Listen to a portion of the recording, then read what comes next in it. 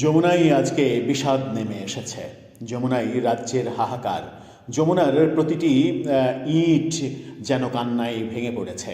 যমুনার প্রতিটা দেয়াল শোকে কাতর হয়েছে। যমুনা থেকে এক হাহাকার বাণী শোনা যাচ্ছে, ছুটে আসছে, জনতার দিকে ধেয়ে আসছে যে কত বড় মহারথীকে আমরা হারিয়ে ফেললাম। যমুনা এই কান্না কবে নাগাদ থামাতে পারবে? নতুন প্রধানমন্ত্রী যমুনায় উঠলেও যমুনার এই কান্না থামবে কিনা?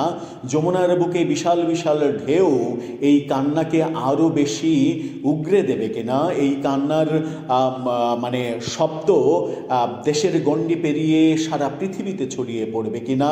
সেই প্রশ্নগুলো আজকে জাতির সামনে, জাতির বিবেকের কাছে চলে এসেছে।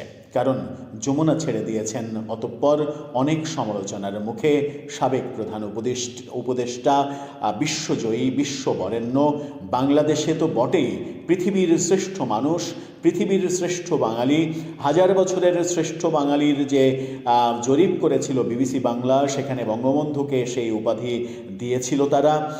জরিপে সেটাই পাওয়া গিয়েছিল। রবীন্দ্রনাথকে ডিঙিয়ে বঙ্গবন্ধু হয়েছিলেন হাজার বছরের শ্রেষ্ঠ বাঙালি।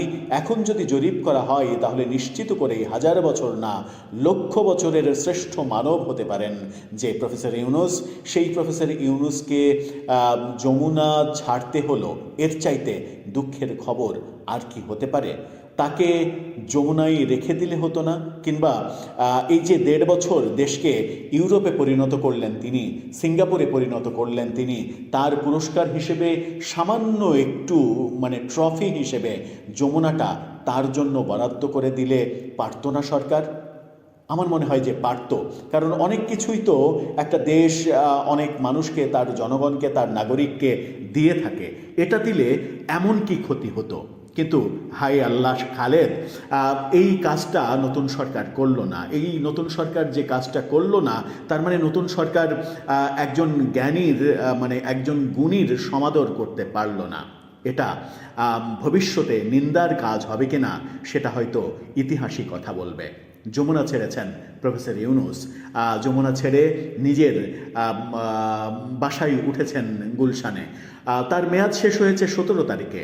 28 তারিখে তিনি যমুনা ছাড়লেন এবং যমুনা ছাড়ার এই তথ্যটা নিশ্চিত যেটা করছে গণমাধ্যম, সেটা একটু আলোচনা করে বোঝার চেষ্টা করব এই ভিডিওতে।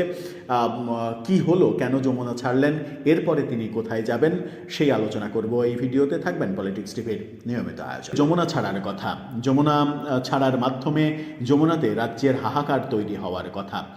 যমুনাতে যে কর্মচারীরা কাজ করতেন তারা নিশ্চয়ই আজকে প্রচুর কান্নাকাটি করেছেন। সেই দৃশ্য যদি ডকুমেন্টারি হিসেবে উপস্থাপন করেন আমাদের খুবই প্রিয় ভাজন প্রধান উপদেষ্টার সাবেক প্রেস সেক্রেটারি, তিনি যদি এই ডকুমেন্টারিটা জাতিকে দেখার সৌভাগ্য করে দেন, কিংবা সাবেক সংস্কৃতি উপদেষ্টা তিনি যদি এই ছাড়ার মুহূর্ত, আবেগঘন মুহূর্ত নিয়ে একটা ফিল্ম বানান এবং সেই ফিল্মের পৃষ্ঠপোষকতা যদি রাষ্ট্র করে, তাহলে কি অসাধারণ একটা ফিল্ম আমরা পেতে পারতাম। কিন্তু আমার মনে হয় যে আমরা সেখান থেকে বঞ্চিত হলাম। গণমাধ্যম নিশ্চিত করছে তিনি যমুনা ছেড়েছেন। গণমাধ্যমের শিরোনামটা দেখে নিন। সেখানে বলা হচ্ছে, যমুনা ছেড়ে গুলশানের নিজ বাসায় ডক্টর ইউনূস। আজকে দুপুরে তিনি যমুনা ছেড়েছেন, গুলশানের নিজের বাসায় উঠেছেন বলে কালবেলাকে নিশ্চিত করেছে একটি মহল, একটি প্রধান উপদেষ্টা সাবেক যিনি, তার কাছের মানুষরা।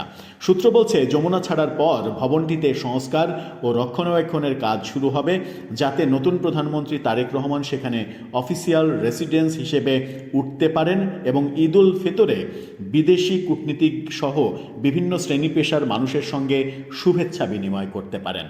অর্থাৎ তারেক রহমান ঈদের আগেই যমুনায় উঠছেন এমন তথ্য কালবেলা দিচ্ছে। কিন্তু এর আগে গণপূর্ত মন্ত্রণালয় জানিয়েছিল যমুনা প্রফেসর ইউনূস ছাড়ার পরে অন্তত 2 মাস সময় লাগবে সংস্কার কাজ করতে। কারণ নতুন একজন উঠবেন, নতুন প্রধানমন্ত্রী, এবং প্রধানমন্ত্রী সেখানে 5 বছর থাকবেন। এই 5 বছর থাকার জন্য অনেক কিছুই তো তার নিজের মতো করে সাজিয়ে গুছিয়ে নিতে হবে। এটা অবশ্যই করা উচিত। সেটা মাত্র এই 10 10-12 দিনে করা সম্ভব হবে কিনা, 15 দিনে করা সম্ভব হবে কিনা, সেটা একটা বড় প্রশ্ন। কালবেলা বলছে যে ঈদে শুভেচ্ছা বিনিময় করতে চান তিনি নতুন প্রধানমন্ত্রী যমুনাতে। সুতরাং খুব একটা সংস্কার কাজের সময় পাবে না গণপূর্ত মন্ত্রণালয়। সেই ক্ষেত্রে হয়তো রং করার কাজগুলো হয়ে যেতে পারে। বর্তমানে প্রধানমন্ত্রী তারেক রহমান গুলশানে তার নিজের বাড়িতে থাকছেন। ডক্টর ইউনূস 2024 সালে আগস্ট থেকে যমুনায় অবস্থান করছিলেন। অন্তর্বর্তী সরকারের দায়িত্ব শেষ হওয়ার পরেও তিনি সেখানে অবস্থান করছিলেন এবং অভিযোগ রয়েছে যে তিনি সেখানে অবস্থান করেই তার ব্যক্তিগত কাজকাম, ব্যক্তিগত ব্যবসা বাণিজ্য, নিজের অফিস যেটা মিরপুরে ইউনূস সেন্টার, তার তো আর অফিসের অভাব নেই, সারা বাংলাদেশে সারা পৃথিবীতেই তার অফিস, সেই অফিস এবং সেই কর্মকাণ্ডগুলো তিনি করেছেন।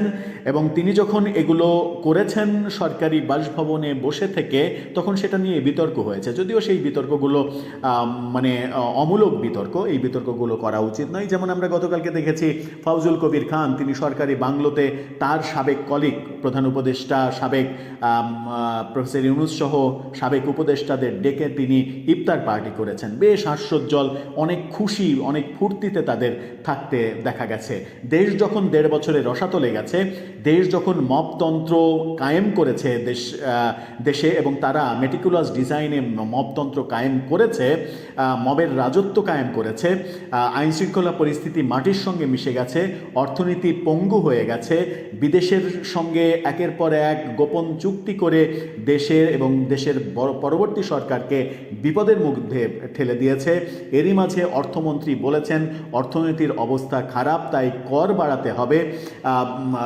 সব মিলিয়ে যে ম্যাসাকার অবস্থা করেছেন, তারপরেও গতকালকে তাদেরকে যেভাবে হাস্যোজ্জ্বল অবস্থায়, উৎফুল্ল অবস্থায় দেখা গেছে, যেন মনে হয়েছে 1.5 বছরে তারা বিশ্বজয় করে ফেলেছেন এবং দেশকে সিঙ্গাপুরে পরিণত করেছেন।